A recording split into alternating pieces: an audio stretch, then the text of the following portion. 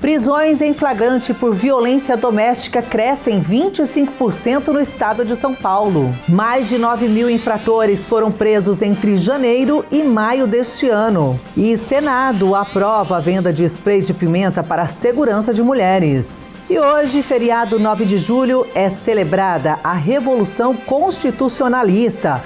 O movimento, inclusive, contou com combatentes de Rio Claro. E tem o nosso terceiro episódio da série de reportagens especiais. Você vai se inspirar com a trajetória do radialista Paulo Meyer, que perdeu a visão por completo aos 22 anos. Eu fui aprendendo a enxergar. Hoje é quinta-feira, feriado 9 de julho, e esses são os destaques do RC Notícias, que começa a partir de agora.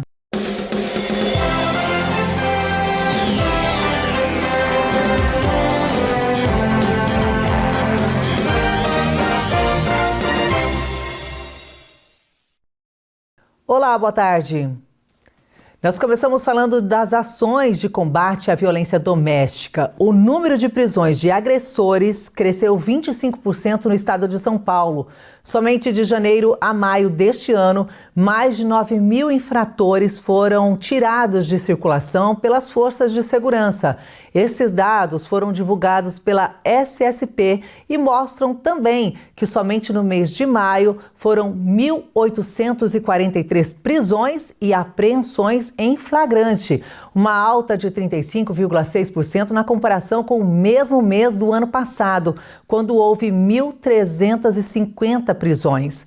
O aumento dessas prisões ocorre em meio à ampliação das políticas públicas voltadas ao enfrentamento da violência contra a mulher e ao incentivo às denúncias. Entre as iniciativas estão a Cabine Lilás, que direciona chamadas de violência doméstica feitas ao 190, 190, para as polícias femininas capacitadas. O aplicativo SP Mulher Segura e a patrulha também SP Mulher Segura, lançada recentemente na capital. Além disso, uma parceria entre o governo de São Paulo e o Tribunal de Justiça ampliou o monitoramento eletrônico de agressores, com a disponibilização de 1.250 equipamentos entre tornozeleiras eletrônicas e dispositivos de acompanhamento. E olha, falando das ações para a proteção de vítimas de violência, o Senado aprovou a venda de spray de pimenta para a segurança das mulheres. Recentemente, o Senado aprovou em regime de urgência um projeto de lei que permite a comercialização do spray de pimenta para mulheres. E eu vou conversar com a doutora Shirley Lansoni, que é presidente da Comissão da Mulher Advogada, e vai nos dar mais informações. Doutora, fala um pouco para a gente a importância dessa lei sendo aprovada, agora pelo Senado. A importância traz a segurança para as mulheres. Hoje, essa medida não é regulamentada, então ela coloca em risco a segurança quanto ao uso. Nós sabemos que o uso do spray é regulamentado pelo Exército, fiscalizado pela Polícia Federal, mas hoje nós sabemos que há no mercado diversos produtos à venda. E com a aprovação dessa lei, que foi aprovada pelo Senado, as mulheres terão segurança em ter esse meio de defesa com elas. Então, trará maior segurança, a defesa, no caso do uso em que for alegado que estava sendo usado de forma irregular, porque ele vai ser controlado. Porque foi aprovado agora no dia 3 de julho, então tem até o dia 23 de julho para ser sancionada. Então, tão logo ela seja sancionada, vai ter os critérios para que ela seja comercializada, porque não vai ser de livre acesso. Vai ter todo um requisito para que seja comercializado e controlado essa venda. É para controlar um perigo iminente. Então, na hora que ela se sentir ameaçada, ela vai usar para uma incapacitação provisória até que ela consiga sair daquele ambiente, tá? Isso não quer dizer que ela possa usar isso por brincadeira, por ameaça, por coação, porque ela pode ser responsabilizada. Todo uso em excesso, ele pode ser responsabilizado criminalmente. A própria legislação prevê que é uma incapacitação temporária, ele não vai ser como o uso comercializado por policiais, a dosagem é menor, então você não pode usar de forma irresponsável, tem que tomar esse cuidado. E a venda também será controlada até para poder ser punível em caso de uso inadequado. E vamos reforçar também que isso é um avanço para as mulheres diante de tantos casos que nós temos presenciado em relação à violência contra a mulher. Isso é um avanço, né, doutora? Sim, porque infelizmente tem crescido cada vez mais a insegurança das mulheres em qualquer ambiente. Antigamente era em locais específicos, em situações específicas, hoje não. Hoje a mulher está ali exposta em diversos ambientes. Então, ela vai poder se defender, mas ela tem que ter a consciência de que há responsabilização. Você não pode usar de forma inadequada e isso vai ser pautado na própria legislação e que vai ter os requisitos para venda e comercialização. Não vai poder comprar de forma livre, de forma que não seja controlada, vai ter um cadastro, esse cadastro vai ter que ficar por 5 anos, até para que seja punível em caso de uso inadequado. Ok, muito obrigada pelas informações. Então é isso, né? Esse projeto de lei, como a doutora disse, ainda precisa passar por sanção presidencial até que, de fato, né, essa lei entre em vigor. Thaís Nascimento, de Rio Claro.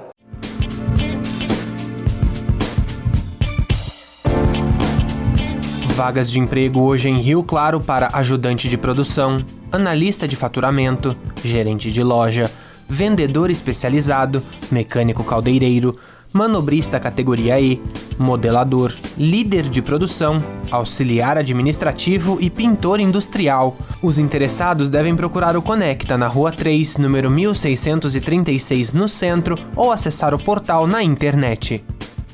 E a seguir, o real significado do feriado de hoje, 9 de julho. Rio Claro contou com combatentes na Revolução de 32 e nossa equipe te ajuda a entender este período.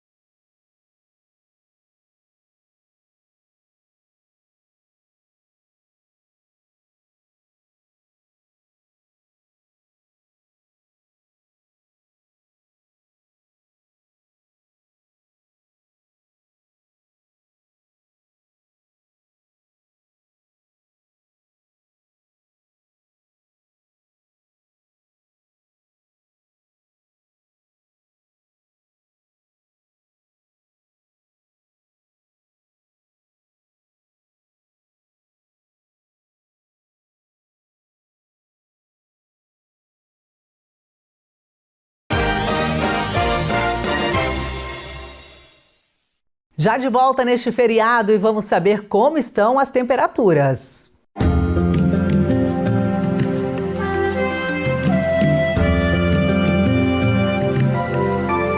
A quinta-feira segue com sol entre poucas nuvens e sem previsão de chuva. Em Rio Claro, mínima de 10 e máxima de 27 graus.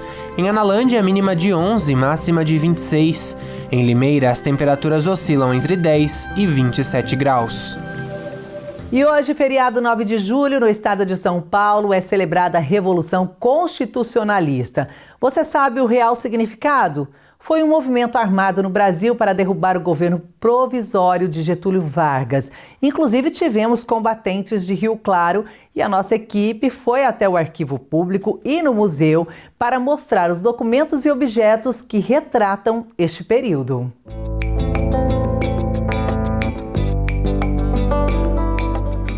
Por São Paulo, com o Brasil, se fosse possível, contra o Brasil, porque é preciso. A frase estampava um dos panfletos distribuídos durante a Revolução Constitucionalista de 1932.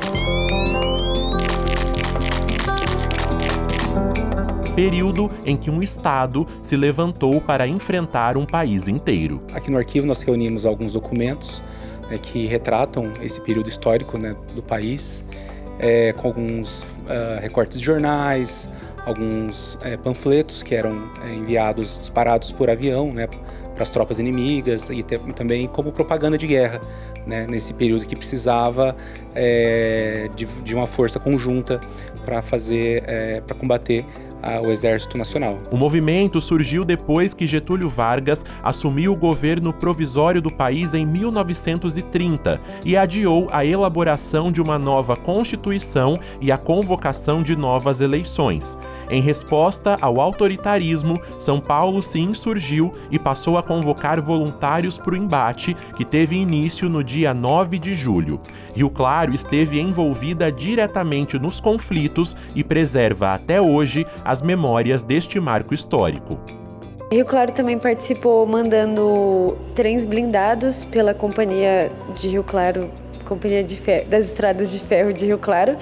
Então essa participação foi muito essencial para a guerra do movimento constitucionalista. Entre os combatentes estavam Oscar de Arruda Penteado. O historiador rioclarense depositou suas memórias em um diário, que reúne suas próprias vivências e outros registros, ajudando a contar como ele e a cidade viveram aquele momento. Ele conta um pouco sobre a Revolução, reúne fotografias e também os relatos de primeira pessoa dele. O papel do arquivo é conservar essa memória para que os diferentes pesquisadores, sejam eles historiadores ou geógrafos ou de outras áreas, possam depois analisar esses materiais e fazer os diferentes recortes no presente. Além dele, os jornais da época também registravam o dia a dia da Revolução, por meio de relatos e fotografias. Os jornais que a gente une do Comércio de Rio Claro, que são uma fonte primária da Revolução, contam um pouco de como Rio Claro viu essa Revolução, como ela apoiou também a Revolução de 32. Os documentos ajudam a entender como a Revolução foi registrada, mas aqui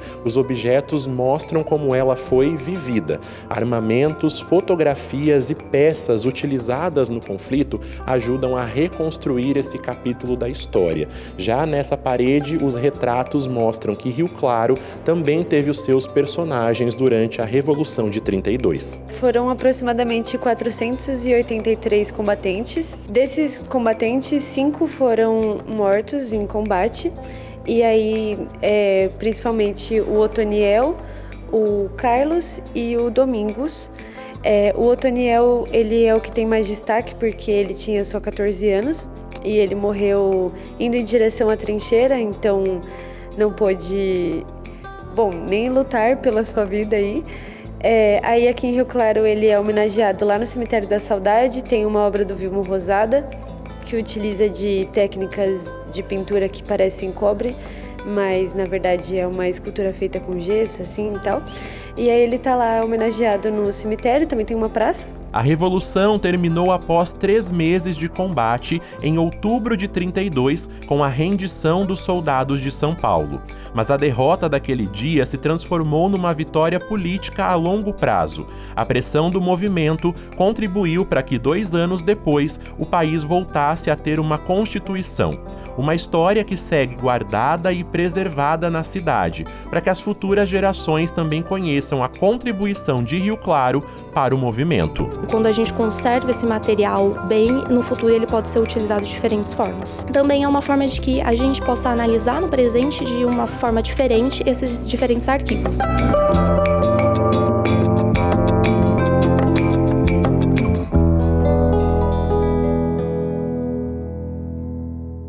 E a seguir tem o 3º episódio da nossa série especial de reportagens Histórias Inspiradoras. Vamos contar a trajetória do radialista Paulo Meyer, que nasceu com glaucoma congênito e perdeu a visão por completo aos 22 anos.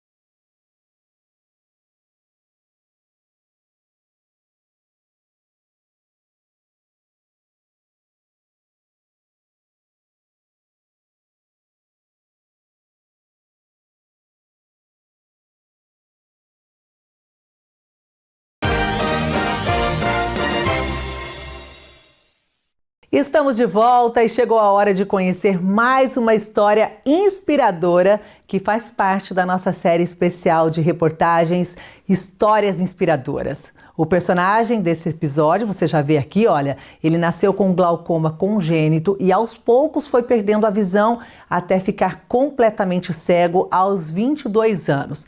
Nada o impediu de conquistar o sonho de se tornar radialista.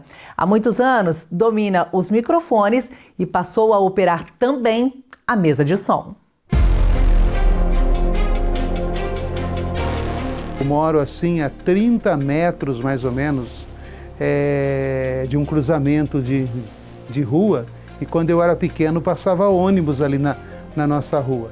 Então, a 30 metros onde eu estava do portão da minha casa, quando o ônibus fazia a manobra para virar aquela esquina, eu enxergava o motorista dentro do ônibus com o seu uniforme e a cor da pele do motorista. Depois chegou uma época que eu só via o motorista. Depois eu só via o ônibus. Até que chegou um momento que nem o ônibus mais eu via.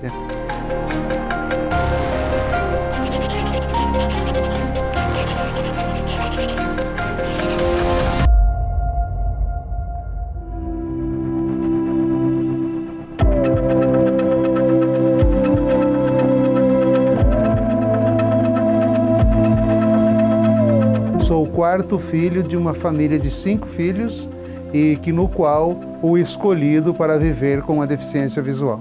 Olha, o que eu tenho saudade de ver é assim, para você ter uma ideia, minha mamãe hoje tem 90 anos. Então eu parei com a visão da minha mãe, a visão que eu tenho da minha mãe é de uma mulher de 30 anos.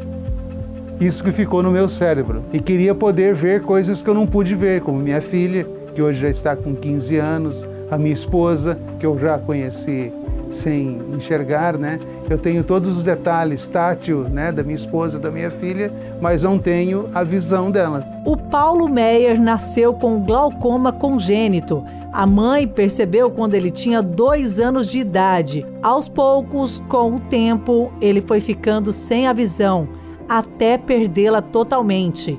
Isso ocorreu aos 22 anos. E foi um novo processo em sua vida. Eu fui aprendendo a enxergar, porque com o tempo, até os 10 anos de idade, eu achava que todo mundo enxergava como eu. Eu achava que aquilo era normal enxergar daquele jeito. Eu fui entender que eu tinha uma deficiência visual de verdade, embora os meus pais já sabiam que era algo assim irreversível para a época, né? Hoje, graças a Deus, já é uma situação bem reversível, né? Mas naquele tempo não tinha situação, mas eu não tinha dimensão.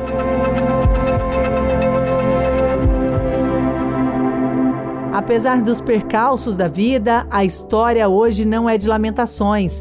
Ela se tornou um retrato de superação e inspiração. E hoje, a pessoa é cego? Não, ele não é cego. Ele não enxerga com os olhos, mas ele tem uma capacidade espacial, ele enxerga através do seu intelecto, né?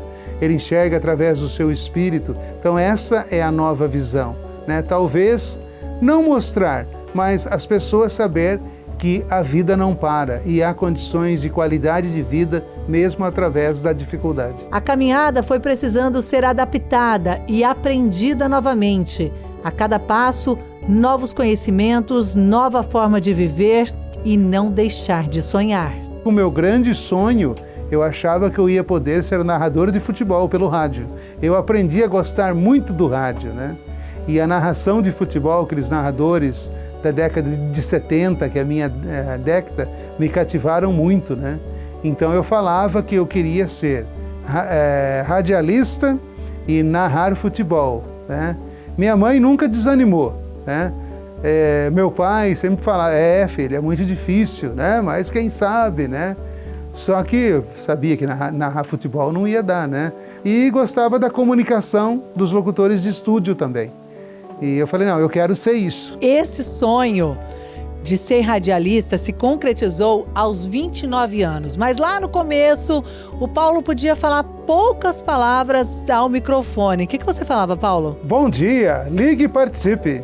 Bom, já era uma grande conquista, só que hoje ele avançou muito mais. Não só está à frente de um programa sozinho, como também comanda a parte técnica. Uma das minhas grandes alegrias está lá na minha carteira, né? Radialista. Quando eu pude apresentar um programa de rádio sozinho, foi, digamos assim, foi uma lua de mel profissional. Isso com a evolução do tempo, né? Que hoje não se tem mais operador de áudio praticamente, né? O locutor tem que ser o próprio operador. E com a tecnologia, aqui na Claretiana, nós temos um técnico hoje muito capacitado, né, que é o Natan, e por circunstâncias que a gente precisa apresentar um programa, a gente já tem assim um código de confiança, né? Ele prepara o programa do jeito que eu posso apresentar. Você gosta de música sertaneja? Eu adoro! Então tá bom, então para começar o programa de hoje, Milionário José Rico vai cantar e na sequência tem Christian Ralph. Bom dia!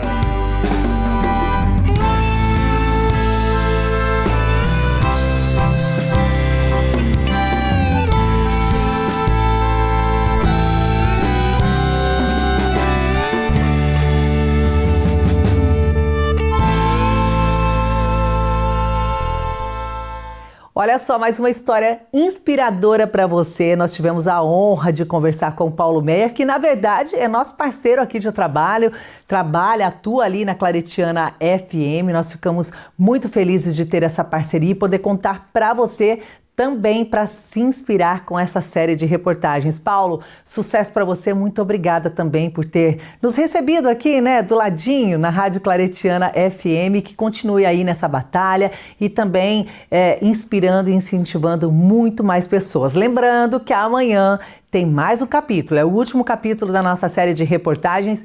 A equipe não tem deixado eu revelar muito antes, então vai ficar no mistério, viu? Mas eu espero você para acompanhar com a gente. Então é isso, Rio Claro Notícias vai ficando por aqui. Desejo para você, olha só, um bom descanso, né, neste feriadão. Não se esqueça de nos acompanhar também no canal no YouTube, lá no nosso Instagram e no portal tvclaré.com.br. Tchau, tchau.